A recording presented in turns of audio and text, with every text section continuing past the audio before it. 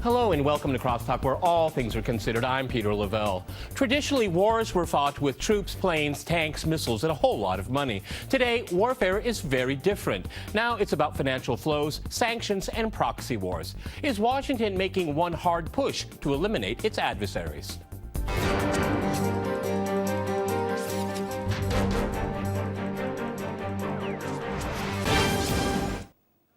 To CrossTalk, what I call the beginning of World War III, I'm joined by my guest, Rodney Shakespeare in London. He is a political and economic Democrat and co-founder of the Global Justice Movement. In Phoenix, Arizona, we have Patrick Henningsen. He is a journalist, writer, and founder of the news website 21stCenturyWire.com. And in New York, we cross to George Samueli. He is a fellow of the Global Policy Institute of London Metropolitan University and author of the new book, Bombs for Peace. All right, gentlemen, CrossTalk rules. In fact, that means you can jump in anytime you want, and I very much encourage it.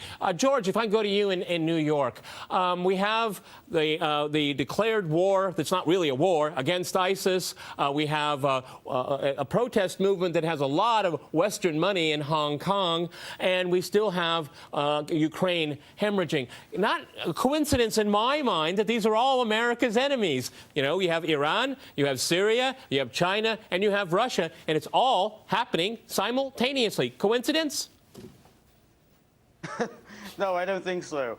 I think this really does go back to that memo written by Paul Wolfowitz back in 1991 when he was in the George H.W. Bush administration, that U.S. policy should be to prevent any rival power to emerge on any continent in the world.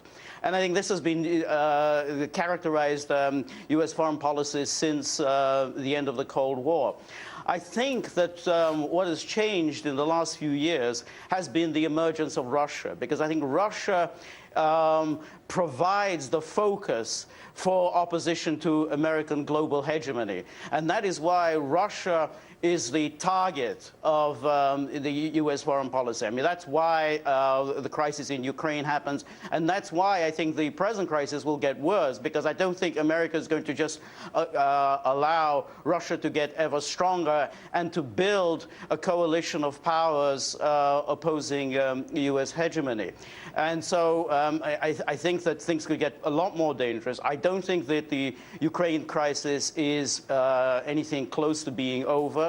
And I think that the American global expansion of NATO will continue, because the aim is to eliminate Russia, because without Russia, there isn't really any serious world opposition to American hegemony. Okay, well, Rodney, I think if that's the idea, and I do remember the memo, it's gravely mistaken. The country that I'm living in right now isn't going to go disappear or whatnot. But Rodney, it does seem to me that Washington is stirring up more and more trouble here. Now it's against the Chinese in Hong Kong, and the way Western media has turned them into little darlings and all of this. I believe in grassroots democracy, yes, obviously, but I don't believe in outside funding of hundreds of thousands of dollars to get people, to sway people to go in the direction that the outside power wants. The big elephant in the room, which is about to keel over and crush us all, is the overall global economy. If you compare it with just 2007 and 2008, debt is in fact more than then. The derivatives position at roughly 700 trillion, 10 times the global economy, has been going up. Rich-poor division has increased. The US dollar is a complete falsification. And real middle-class incomes in country after country have been going backwards. And it only needs a precipitating event and that economy collapses. And when all fails economically, they go to war. And they go to war to blame somebody, let's blame Russia, and they go to war in order to control and regiment their own populations, and they go to war to eliminate people like the speakers on this program. And that situation is there, and it is going on, and that is what is underlying this increasing move to war, which you and the previous colleague have correctly identified. But what lies behind is the increasing certainty of collapse.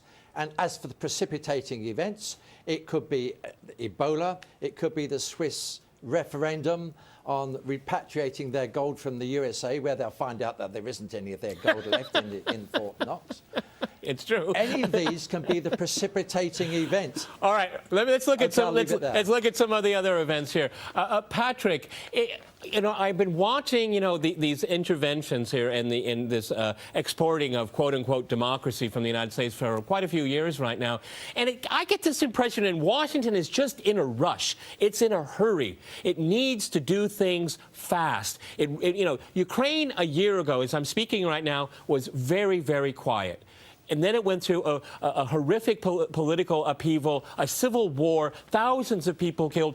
And there was nothing really wrong in the first place. And now we have, oh, my goodness, ISIS has joined the party. Oh, and now we have this movement in Hong Kong. And all of this money churning around, making sure trouble is being made. And it's all coming from, well, the United States. Yeah, it's quite an extraordinary world we live in the 21st century. In the 20th century, we had emerging ideologies. We had capitalism, we had communism, we had fascism, all the various isms. And the 21st century, we're in an epoch which is essentially a post-ideological epoch. It's a post-rational era. And it's basically Western politicians are groping in the dark, basically, devoid of any kind of ideologies. But what is really pushing it is this kind of hyper-economic motive. And we have, obviously, the energy plays, which we have throughout the Middle East and globally as well, including the Ukraine and Russia. But that seems to be the corporate plays.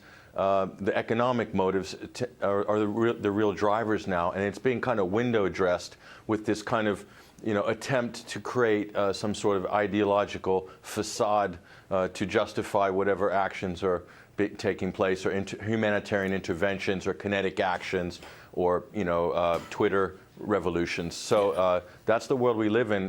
It's post-rational, Peter. It's post-ideological, and it's chaotic. And there's plenty of think tanks in Washington that are egging on their politicians to give it a try to manage this chaos. Yeah, give it a try. Where we're at right now. That's what it is. Let's just throw the dice and see what happens. That's what it was in Ukraine. That's what it's all been about in Syria.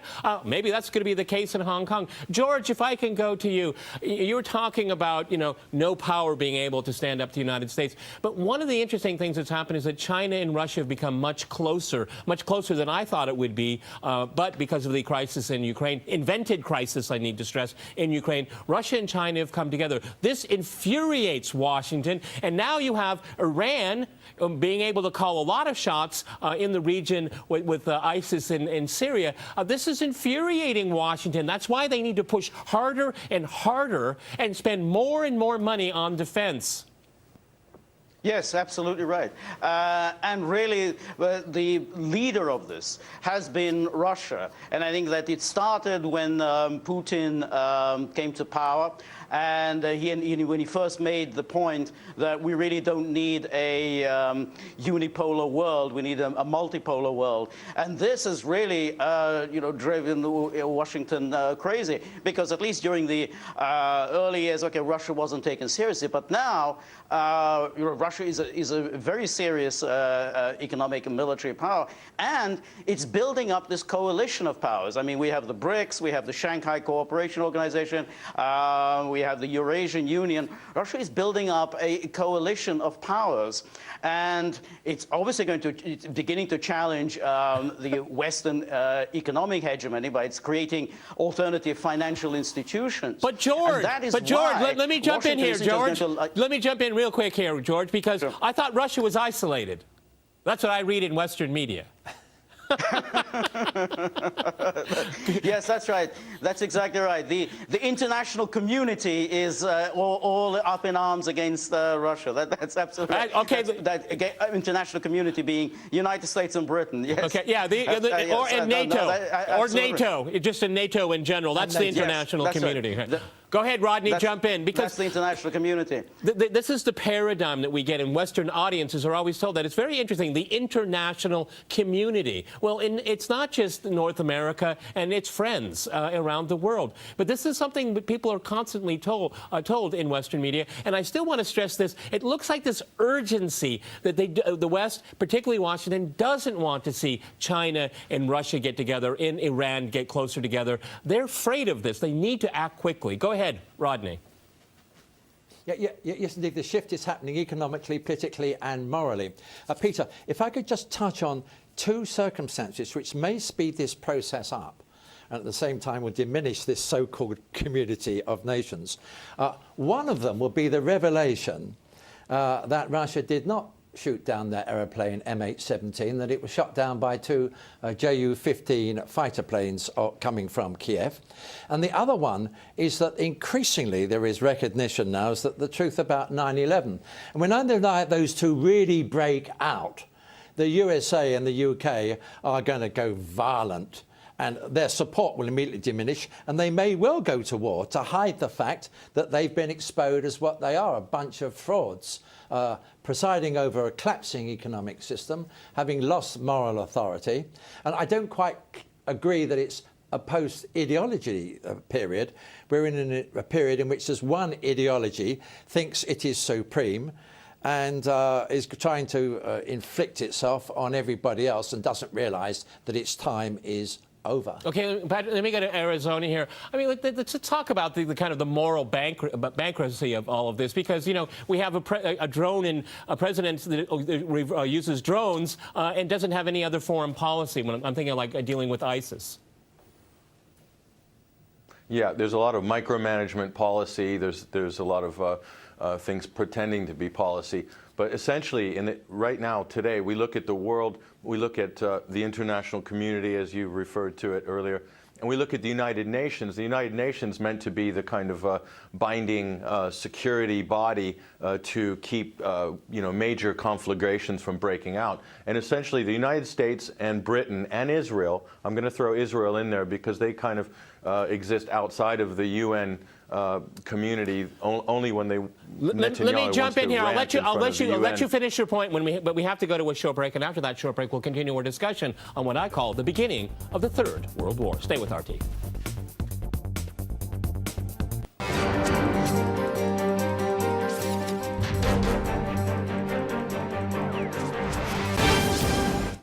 Okay, I'd like to go back to Patrick, because Patrick, you were really mentioning some really interesting things here. Is because, you know, we look at we keep hearing from Samantha Power, the U.S. representative at the United Nations, saying it's dysfunctional, it doesn't work, and all that. Well, actually, it does work. The Security Council was to make sure one power wouldn't be dominant, and the Americans again blow a fuse because they don't get their way. And at the same time, you have an American president that just, you know, of constitutional law, and he just brushes law aside. I mean, here's a man that doesn't have any rules, any checks on him, a White House that does anything it wants with impunity. It talks about Russia violating the sovereignty of Ukraine. Well, what is the United States doing to Iraq, doing to Syria, doing to Yemen, going to Somalia? I could go on and on and on. The hypocrisy of it all. That's an age that we live in. Yes, and the damage that's been done over, you know, the last few decades is tremendous. You know, the United States, with Britain in the background, and obviously, I would say Israel I'll put in here because Israel acts with impunity when it comes to its own interests, like the United States, but doesn't participate, let's say, in the UN community. They've done to the UN, especially the United States, what Germany did to the League of Nations before the Second World War. There can be no doubt about this scenario whatsoever. And what's that done? It's basically it's turned the UN into the League of Nations. Mm-hmm. You're right, the UN does work. The Security Council does achieve some balance to keep major wars from breaking out, but only if those countries participate and have a dialogue together, which is not happening. The U.S. National interests seem to be its corporate interests or its politicized interests. And, you know, here's the other big danger is if the death of the American idea And when America can project all the military power at once around the world, but as soon as it is unable to project the idea that America is an honest broker in the international world, then America loses its power. And that's then we have a very huge breakdown of the sort of current order, and chaos ensues, and then a new order would emerge from that, and that's where things get a little bit murky. You know, George, it's very interesting because the only diplomacy the West has now is just force. It's just gotten down to brute force. You know, it's all under the rubric, something must be done, okay, and let's bomb it because you can bomb extremism. I mean, what's happened? This is, we're degenerating into idiots when it comes to foreign policy and policy formulation in general. I'm serious here. I mean, we're being told black is white and white's black, and it just doesn't, and it certainly doesn't work. Yeah, absolutely, and it's no accident that this is happening, because of course that is the United States' big calling card. It is the overwhelming military power in the world, and NATO is just simply an offshoot of the United States, and that's what the United States has to offer, which is overwhelming military power. So how does it respond to any crisis? It uses military force, because of course if you use force and you bomb, you do create chaos, and you destroy states, you destroy lives, and then nothing is possible. No government is possible, no diplomacy is possible, no reconciliation, nothing is possible. And that's why the United States' first resort is always to force, because that's where it gets to call the shots. And that's why, you know, whether it's in Syria or it's in Libya, and of course the same thing in Ukraine. I mean, it's right now sending arms to Ukraine, it's sending trainers to Ukraine, and you know, I'm pretty sure that come next spring, Kiev will relaunch its offensive against Novorossiya, and again, America will be calling the shots, and Americans will be screaming that it's somebody else who's doing the intervening, somebody else is using the force, and it's America that's actually the upholder of international law. Rodney, it's just, George really heads it there, because, you know, when I look at, you know, Geneva is a place where a lot of people like to have negotiations. You know, we had it with Ukraine, we had it with Syria, and it's always the West that breaks down and says, I don't have a partner to talk to. But indeed they do. But they don't want negotiations. They want to be able to call the shots and get the outcome that they want. They want it with their people that they're trained in Langley in the United States. They can be parachuted in. It's every single country they do this to. And because they want to be able to say they determined the outcome, which of course is extremely undemocratic. You know, how many democratic governments has the United States and its allies overthrown since the Second World War? I could do multiple programs on that topic alone. Go ahead, Rodney. Peter, reference was made to Israel, and I would remind you that only, 2 or 3 days ago, that great thug Netanyahu of Israel was actually saying that there was something worse than ISIL in the world, yes. And that would be yes. The relationship with Iran. In other words, saying that they're going to attack Iran. If ever there could be a cause for a third world war, it would be Israel attacking Iran. So I think that one has to be put into the melting pot.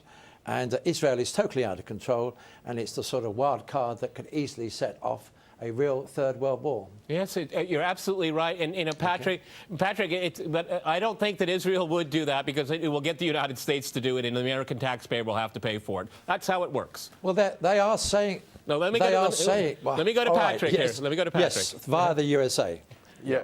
Yeah. No. Yeah, you're right. You're right, Peter. That you know, Israel will probably light the spark, but the United States would be dropping the bombs.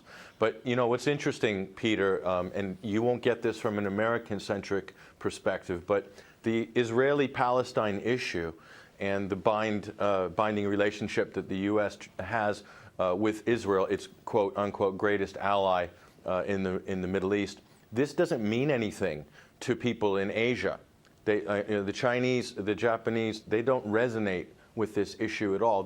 To them, this represents an old world, or the West's old reach eastward.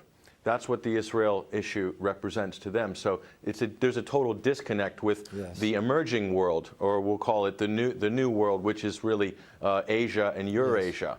And so the narrative is completely contained and compartmentalized in the West. Going around, we've been chasing our tail with regards to the Middle East. With the Middle East is basically a Treaty of Versailles map-making exercise, yeah.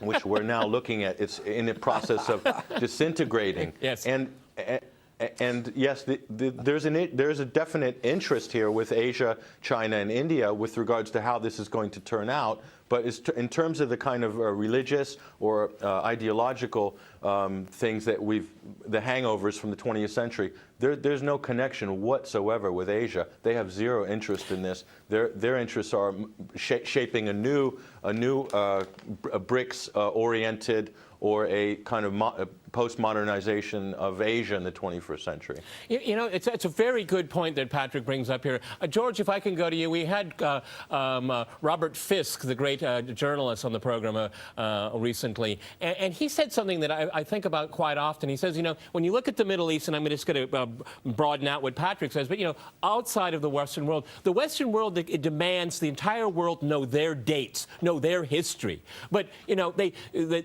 we don't know, the Western world hardly knows anything about their history and their dates. And this is one of the big disconnects here. And this is why, again, the United States prefers to use force because, geez, you might have to think a little bit. You might have to learn something. Yes, exactly. Because of course, force is just is the easiest thing to do. So that's the first thing you resort to, and force, of course, has an immediate effect. I mean, it creates chaos. I mean, they use force in Iraq. And what has happened, I mean, the country is broken apart. They're all essentially at each other's throats. The same thing has happened in Syria. I mean, they started arming and training the anti-Assad forces. Lo and behold, we've got ISIS. Now they're doing some bombing of Syria. Of course, the Americans know perfectly well that they're not going to destroy ISIS by bombing them. I mean, it's an absurdity. How can you possibly destroy terrorists by bombing them? But it creates greater chaos. It helps to recruit more terrorists into the organization. It makes life even more problematic for the Kurds. And George, it's good for TV. It's good for TV too, isn't it? Okay, you get all these pictures. I don't know where'd they get all those Humvees. I really want to know that. There, where did they get all those Humvees? Okay, Patrick. Let me go to Patrick right here. Yes. You know, Patrick. You know, George brings up a really good point here, is how other countries, other parts of the world are really coming together. And this narrative that comes out of the West is that Russia's isolated, that China will be isolated, that they will contain it. It shows the weakness of the West because they don't want to engage. Yes, I mean, you know, subliminally, the West is holding the sword of Damocles over the rest of the world in terms of the threat of overwhelming military force. And I'm afraid that ship has already sailed. Yep. You know, you could look at from the minute the A-bomb was dropped on Japan, the age of nation versus nation or military versus military is over. Yep. And then we went through the humanitarian war phase. That has spent itself with Libya, and Iraq was on a humanitarian basis, which, you know, they justified that war with WMDs and Saddam gassing the Kurds and so forth. So that was basically under that humanitarian banner. That's all spent itself now.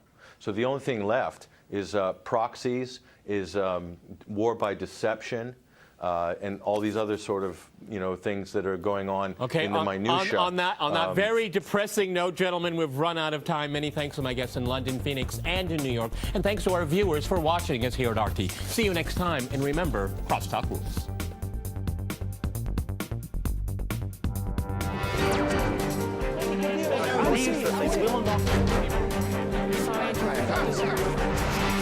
I love it.